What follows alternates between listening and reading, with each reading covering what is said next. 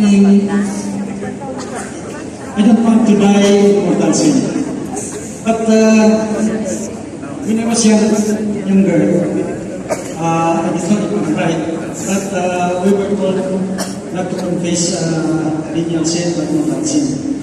Isa yun ang kabagay na nahirapan ako I sit down and go to confession because I was problematic. I didn't find I have to get the mortal sin. Is this mortal sin? This is mortal sin. So I did not to confess at that time.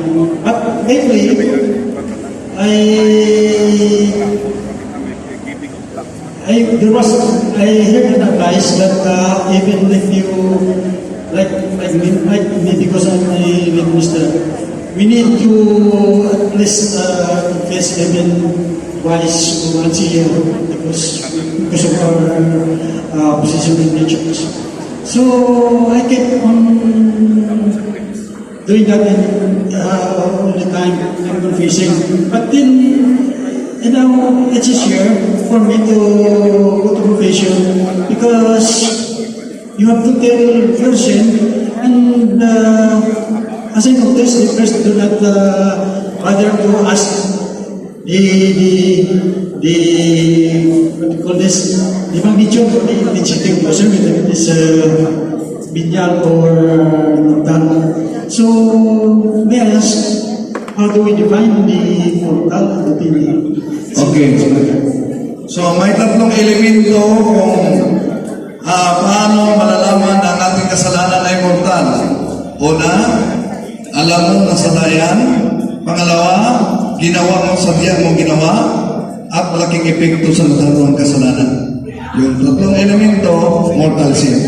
Pero tandaan natin, ayon sa aral ng Simbahan Katoliko, ang hindi pagsamba sa linggo na walang dahilan at sa mga holiday of obligation is immortal sin. Ano ba holiday of obligation natin dito sa ating bansa? Tatlo na lang. No?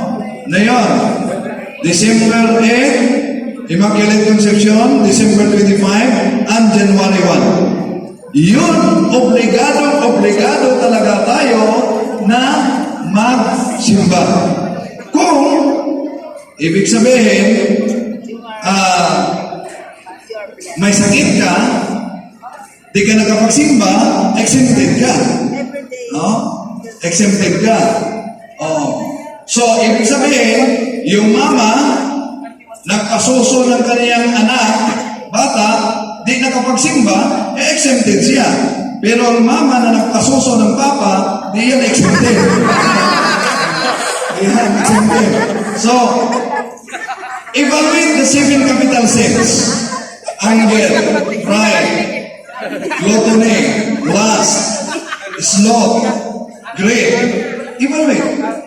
Huwag kayong papasok, advice ko, huwag kayong papasok sa kumpisalan kung hindi nyo ilista yung mga kasalanan ninyo. Bakit? Dahil pag hindi nyo ilista, meron kayong 10 kasalanan. Pag maharap ng Diyos si Father Pineda, pagkatatlo na lang ang maalala ninyo. So mas mabuti na ilista ninyo. Ilista talaga. At mas mabuti, monthly confession. At kung gawin ninyo yan, monthly confession, makita talaga ninyo ang epekto. Makita nyo. Anong sabi ng ating Panginoon sa Juan Capitulo 20, 21, 22? Binigay niya ang kapayapaan. Di ba? Binigay niya ang kapayapaan. At kailan matanggap ang kapayapaan? May karugtong siya. Anumang kasalanan na pinatawad ninyo, ay pinatawad ko rin. Ibig sabihin, kung hindi mapayapa ang isipan at buhay mo, para yan, may kunting bato na pumasok sa mata mo, kahit gaano kakunti, buong katawan magriyak. Bakit? Dahil may pumasok sa mata na di para sa mata. Tanggalin mo yan. Kung kayo'y hindi mag-rosary, kung kayo'y magagalitin kahit nagsimba, merong 7 Capital sins, ibig sabihin, may pumasok sa inyong kaluluwa na hindi para sa kaluluwa at yun ang kasalanan. Tanggalin ninyo yan. Saan? Sa sakramento ng pangungunisan. Okay? Lahat talaga ng kasalanan, ha? Yung general confession. Ano yung general confession?